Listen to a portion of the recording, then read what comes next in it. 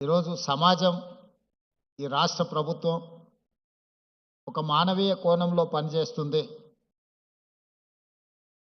మానవత్వంతో కూడుకున్న నిర్ణయాలు ఈ రాష్ట్ర ప్రభుత్వం తీసుకుంటుంది.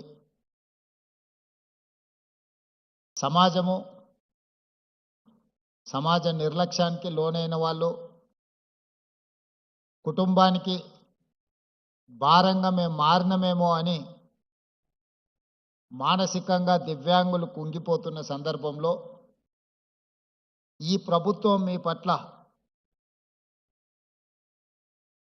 కుటుంబ సభ్యులను ఏ విధంగా అయితే ఆదరిస్తుందో ఆ విధంగా మీ అందరికీ అవకాశం కల్పించాలని నిర్ణయం తీసుకొని ఎప్పుడు లేని విధంగా 50 కోట్ల రూపాయలు కేటాయించి ఈనాడు మీకు సహాయం అందించడమే కాకుండా మీకు అవసరమైన పరికరాలను అందించి ఈ ప్రభుత్వం మీకోసం ఉన్నది ఒక విశ్వాసాన్ని కల్పించాలనే ప్రయత్నంలో భాగంగానే ఈనాడు మా మిత్రులు అడ్లూరు లక్ష్మణ్ గారు ఈ కార్యక్రమాన్ని ఏర్పాటు చేసి అన్ని జిల్లా కేంద్రాలలో ఈ కార్యక్రమాన్ని పెట్టి అందరికీ ఇక్కడి నుంచి ప్రభుత్వం తీసుకుంటున్న నిర్ణయాలను అందే విధంగా ఏర్పాటు చేయడం జరిగింది.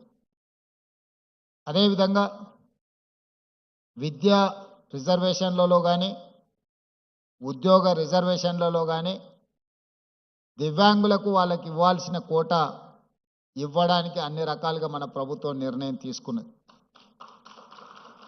ఇదే కాకుండా దివ్యాంగులే పెళ్లి చేసుకుంటే ఆర్థిక సహాయాన్ని 2 లక్షల రూపాయలు ఇవ్వాల్సిందిగా రాష్ట్ర ప్రభుత్వం ఈరోజు నిర్ణయం తీసుకొని మిమ్మల్ని ప్రోత్సహించే విధంగా, అదేవిధంగా దివ్యాంగులను ఇతరులు పెళ్లి చేసుకున్నా కూడా ఆర్థిక సహాయాన్ని అందించడం ద్వారా ఈ సమాజంలో దివ్యాంగులకు ఈ సమాజం మమ్మల్ని నిర్లక్ష్యంగా చూస్తుంది, మా పట్ల ఈ సమాజానికి ప్రేమ లేదేమో, గౌరవం లేదేమో అనే అనుమానాన్ని దూరం చేయడానికి ఈరోజు ఈ కార్యక్రమాలు తీసుకోవడం జరిగింది. ఇవే కాకుండా ప్రభుత్వ నియామకాలలో అదేవిధంగా ఈ మధ్యకాలంలో క్రీడలలో కూడా దివ్యాంగులను రాణించే విధంగా పారా ఒలింపిక్స్లో మెడల్ సాధించిన ఒక అమ్మాయికి గ్రూప్ 2 ఉద్యోగం ఇచ్చి దివ్యాంగులు కూడా క్రీడలలో రాణిస్తే ప్రభుత్వ ఉద్యోగం వస్తుంది అని చెప్పి ఈరోజు మన ప్రభుత్వం నిర్ణయం తీసుకొని అన్నీ బాగున్నాయి. ఈరోజు సమాజంతో పోటీ పడడమే కష్టమైన పరిస్థితులు ఉన్నాయి. అత్యంత తీవ్రమైన పోటీ ఎదుర్కొంటున్న ఈ సందర్భంలో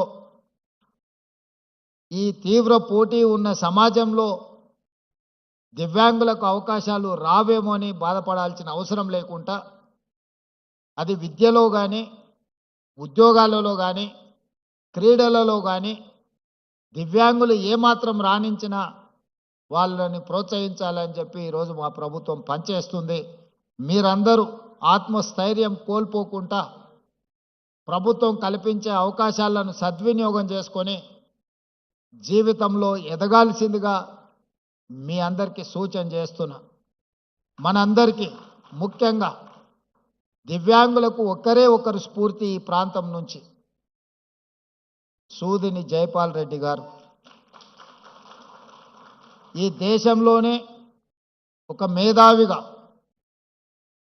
youngest south Indian best parliamentarian award పొందడమే కాకుండా పరిపాలనలో పట్టు సాధించడమే కాకుండా భాష మీద తనకున్న పట్టును నిరూపించి భారతదేశ పార్లమెంటులోనే ఉత్తమ పార్లమెంటేరియన్గా వారు రాణించగలిగారు. ఏ రోజు కూడా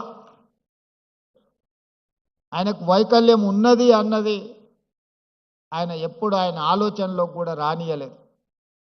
ఈరోజు తెలంగాణ ప్రాంతం నుంచి లేదా తెలుగు మాట్లాడే ప్రాంతాల నుంచి ఒక పివి నరసింహారావు గారు, ఒక నీలం సంజీవరెడ్డి గారితో సమానంగా జైపాల్ రెడ్డి గారు రాణించి సమాజంలో గౌరవం తీసుకొచ్చిండంటే ఈరోజు దివ్యాంగులు అందరూ కూడా జైపాల్ రెడ్డి గారి యొక్క సక్సెస్ను స్ఫూర్తిగా తీసుకోవాల్సిన అవసరం ఉన్నది.